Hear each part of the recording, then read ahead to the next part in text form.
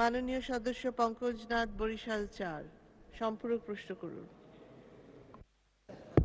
মাননীয় স্পিকার, আপনাকে ধন্যবাদ। মাননীয় স্পিকার, মাননীয় মন্ত্রীর কাছে আমার একটা প্রশ্ন আছে, ৯৯ নম্বর, যেহেতু ওই পর্যন্ত মনে হয় যাওয়া হবে না, এই কারণে প্রশ্ন করে নিতে চাই। আমার প্রশ্নটা ছিল মাননীয় মন্ত্রীর কাছে, ৯৯ নম্বর প্রশ্ন, যে জাটকা মৌসুমে কৃষকদের জন্য বরাদ্দ যে চাল, সেই চাল বিতরণে কেউ যদি অনিয়ম করে তার বিরুদ্ধে ব্যবস্থা নেওয়া হবে কিনা। জাটকা নিয়ে আমরা গর্ব করে বলতে পারি মাননীয় প্রধানমন্ত্রী জননেত্রী শেখ হাসিনা সেই সাহসী নেত্রী, যিনি আমাদের মেঘনা উপকূলীয় অঞ্চলের একেবারে প্রান্তিক জেলেদের জন্য বিনা পয়সায় জাটকা মৌসুমে তাদের পুনর্বাসনের জন্য 40 কেজি করে চাল 4 মাস দিয়ে থাকেন, এবং প্রজনন মৌসুমে 25 কেজি করে চাল দিয়ে থাকেন। এই যে জেলেদের পুনর্বাসনের যে মহতী উদ্যোগ মাননীয় প্রধানমন্ত্রী নিয়েছেন, তার প্রতি আমার অশেষ কৃতজ্ঞতা, ধন্যবাদ। আমি গর্ব করে বলতে পারি 1999 সালে যখন, আমি বলছি 1999 সালে যখন কোস্টগার্ড পয়দা হয় নাই, তখন মাননীয় প্রধানমন্ত্রীর কাছে আমার একটা ব্যক্তিগত আবেদন ছিল যে জাটকা, ইনফ্যাক্ট তখন চাবিলার ছোট্ট ইলিশের পোনাকে বিক্রি করা হতো। একটা ইলিশের পোনার দাম যখন 1.5 টাকা থেকে 2 টাকা, 3 মাস বাদে সেই ইলিশটা 300 টাকা হতো, 400 টাকা হতো। তখন মাননীয় প্রধানমন্ত্রী নৌবাহিনী ডেভেলপমেন্ট করার পরে জাটকা নিধন বন্ধ হয়েছিল। সেই ফলশ্রুতিতেই কিন্তু আজকে জাটকা সংরক্ষণের উদ্যোগ। মাননীয় স্পিকার, বলছি এই জাটকা মৌসুমে জেলেদের জন্য বরাদ্দ চাল কোন দুষ্ট জনপ্রতিনিধিরা 80 কেজি 2 মাস অন্তর চাল দেয়, প্রতি মাসে 40 কেজি, 2 মাসে 80 কেজি, 2 মাসে 80 কেজি না দিয়ে 2 মাসে সেই একেবারেই সহজ সরল প্রাণ জেলেদেরকে 40 কেজি করে দিয়ে বাকি 40 কেজি আত্মসাৎ করছেন। ইউএনও, ডিসি সহ রেসপেক্টিভ অফিসারদেরকে ইনফর্ম করার পরেও। ধন্যবাদ মাননীয় সদস্য। জি, মাননীয় মন্ত্রী। মাননীয় স্পিকার, আপনাকে ধন্যবাদ। একথা আজকে সারা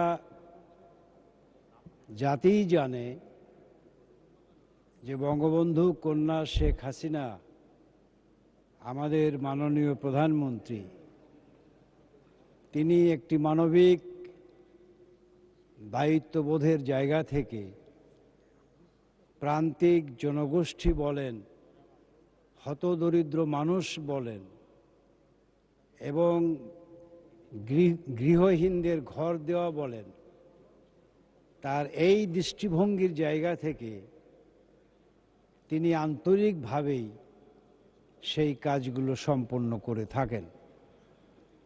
ঝাটকা নিধন বন্ধ করার জন্যে তিনি যে ভিজিয়ে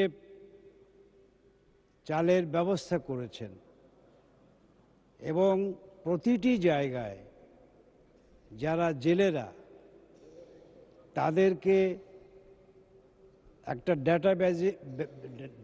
একটা ডেটাবেসের মধ্যে সেই আওতায় এনে তাদের তালিকা সম্পূর্ণ করা আছে, এবং তাদের জন্য নির্ধারিত যেই বরাদ্দ, সেই বরাদ্দ তাদের কাছে পৌঁছে দেওয়ার জন্যে এই মন্ত্রণালয় থেকে যথাযথ নির্দেশনা এবং তা পর্যবেক্ষণ করার ব্যবস্থা রয়েছে।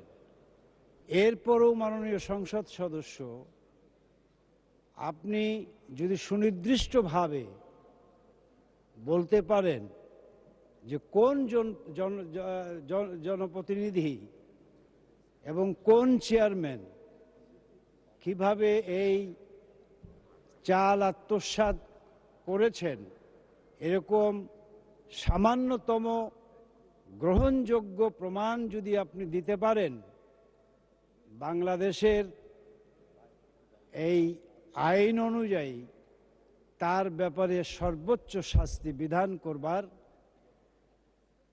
চেষ্টা, এবং মাননীয় প্রধানমন্ত্রী সেই ব্যবস্থাটি গ্রহণ করবেন, এতটুকু আশ্বস্ত আপনাকে আমি করতে চাই। ধন্যবাদ মাননীয় স্পিকার।